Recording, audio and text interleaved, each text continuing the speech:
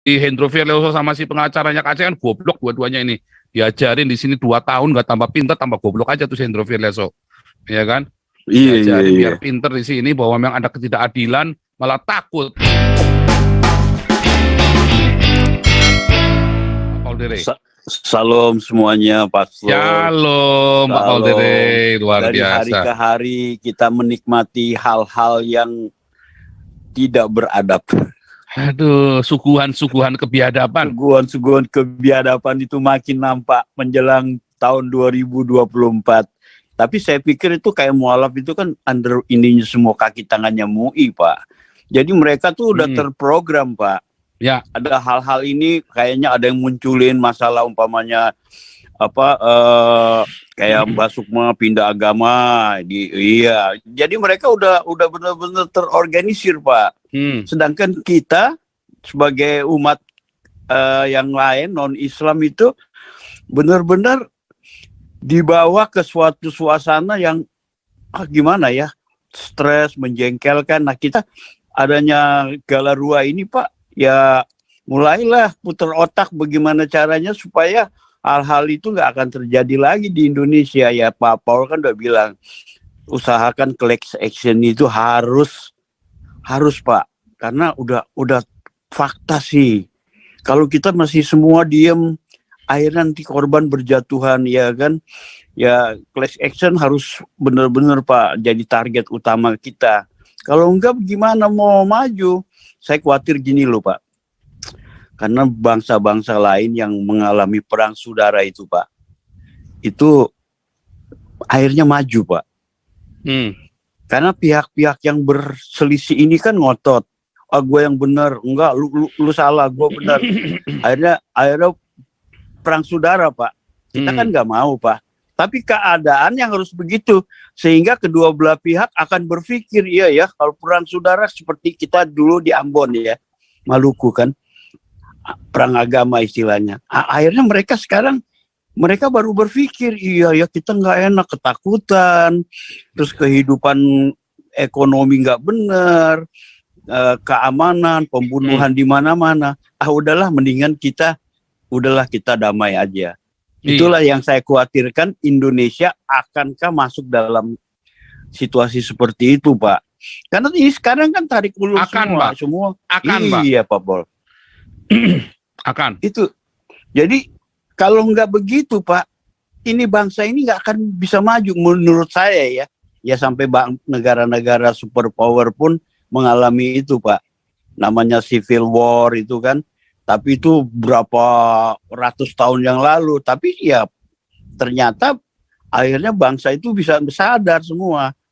Kayak kita di sini kan bukannya suku bersaudara loh. Di sini berkumpul, di Eropa di mana-mana semua suku bangsa berkumpul gitu loh.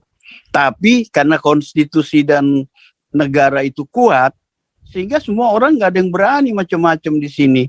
Nah, sedangkan di Indonesia kan ya namanya juga orang udah kawin-mengawin ya kan, antara suku itu kan sebenarnya lebih dekat, Pak, ininya perasaan sebangsanya tuh lebih dekat dibanding bangsa lain, Pak. Tapi kok karena ada usaha-usaha dari ya istilahnya kadrun-kadrun ini, sehingga mereka juga ingin bisa memegang peranan penting. Tapi kalau mereka megang negara benar, ya kita juga support ya kan, tapi ternyata kan mereka juga inilah avanturir juga gitu. Saya kira class action aja, Pak Paul, supaya ya, Pak Paul saya lihat kalau pastor udah marah-marah saya makin bersemangat ini buat class action, Pak. Iya, kita udah waktunya, karena gimana ya? Kita tuh membuang energi, kita sampai gimana semua kita ikut prihatin. Ya mayat aja bisa digituin kan, itu bisa dimasukkan dokumentasi, Pak Paul.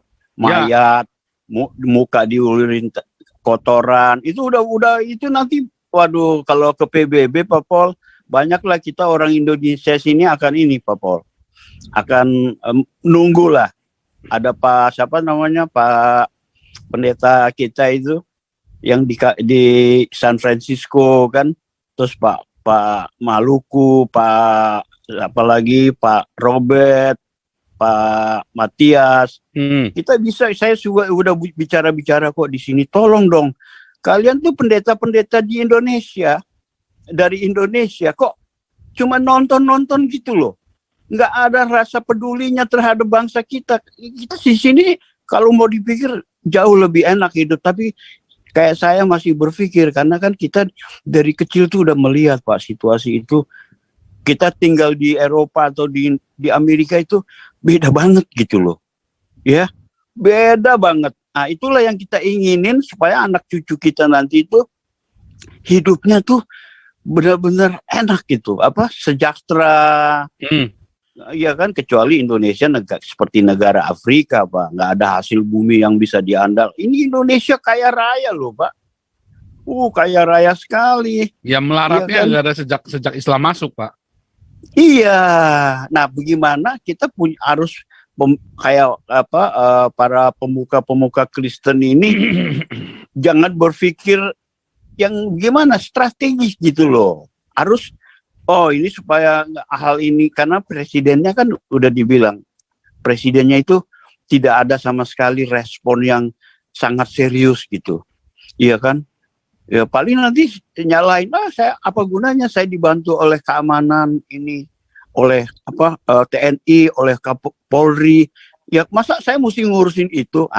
Kan nggak boleh begitu, Pak. Namanya anak bangsa yang lagi sakit, kan istilahnya gitu, tubuh itu satu, tapi kalau ada anggota tubuh lain yang sakit kan pasti semua juga ikut merasakan sakit gitu, Bapak.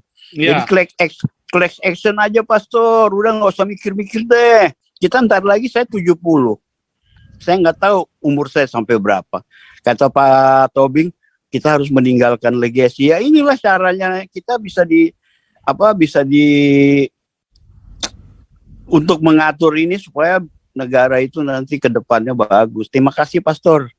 Ya, jadi ini saya dari kemarin mau ngomong ini ya. Kemarin dari hari Kamis kita libur ya, Kamis, Jumat, Senin juga saya nggak bisa hadir. Ini saya mau ngomong ini ya, lihat ya.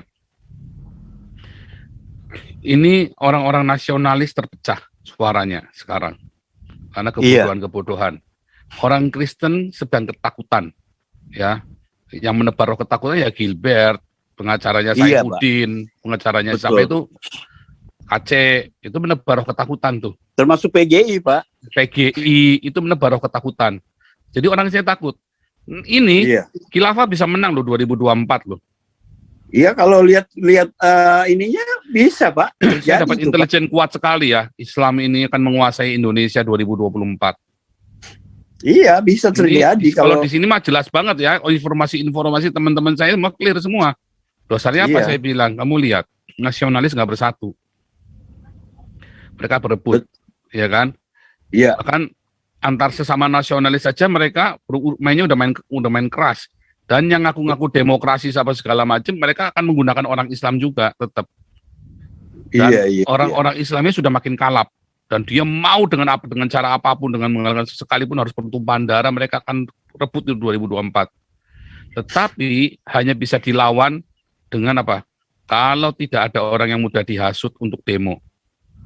Jangan sampai ada penjarahan. Ya jadi apa? Kasih makan, diakoninya gila-gilaan. Kedua, kalau orang Kristennya nggak takut, karena ada perlawanan, sehingga orang nasionalis akan sadar. Dunia akan melihat. Selama ini, ya itu yang diomongin sama si pengacaranya si Kace kan goblok. Aman kok Indonesia kok. Cuma si Paul saja yang bikin masalah. Kan bangsa biadab ini pengacaranya kan goblok kan. Goblok. Salah mereka ngomong gitu. Terus mau diredam. Ceritanya Kace kan mau diredam supaya jangan sampai ke dunia internasional. Si Hendro Virleoso sama si pengacaranya Kace kan goblok dua-duanya ini.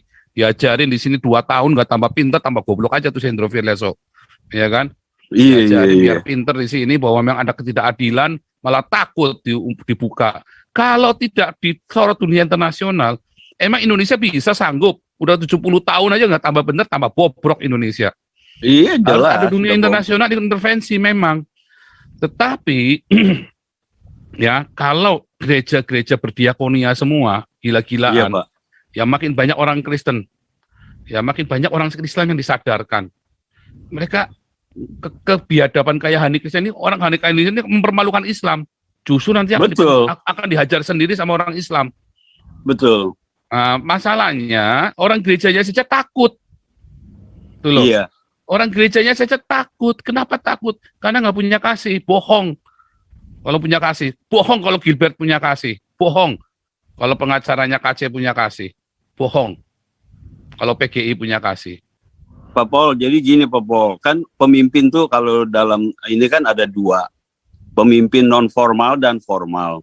Pemimpin formal itu ya seperti para pastor yang punya jemaat.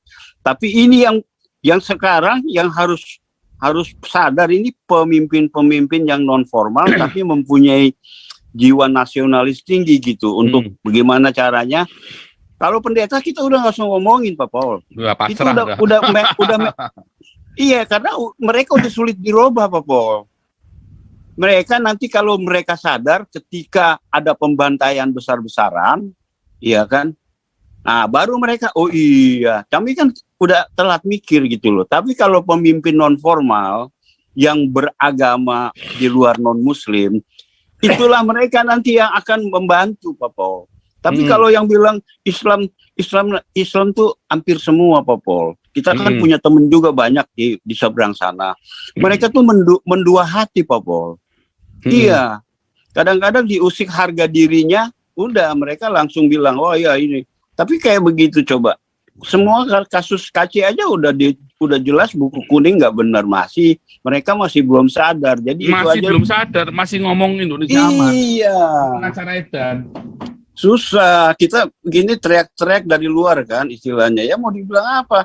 Ya kita di sini bebas berbicara, ya kan. Tapi ya itulah tadi, kalau para pemimpin non formal ini bisa sadar, itu mereka dari situlah mereka bisa disadarkan. Itu aja Pastor, thank you ya. Pertanyaannya, kalau kita nggak teriak dari luar begini ya, kita sudah selesai, nggak ada yang teriak lagi, nggak ada yang menyadarkan. Habis Pak. Habis lah. Nah, makanya harus diteriakin dari luar. Orang-orang kayak kita ini kudu teriak semua. Makanya saya senang ya, teman-teman sudah mulai masuk, termasuk Bung Beta, Pak Robert udah teriak semua ya. Memang iya, channel ini, makanya saya usahakan, cuma minta maaf 3 hari kita nggak bisa live karena memang saya udah bener-bener ya. Cuman hari Senin kita ada konsultasi hukum, hari Kamis dengan Pak Jenderal kuliah. Jadi kita sudah bikin plating begitu ya. Jadi iya Pak. Kita tetap Senin sampai Jumat. Hari Sabtu soalnya saya kadang-kadang buat tadi ya latihan musik sama buat keluarga sama buat penginjilan. Jadi kita nggak bisa live. Oke, lanjut dulu nih Bang Ardo Purba. Iya, saya maksudnya gini, sorry Pak Paul, ya, maksudnya gini.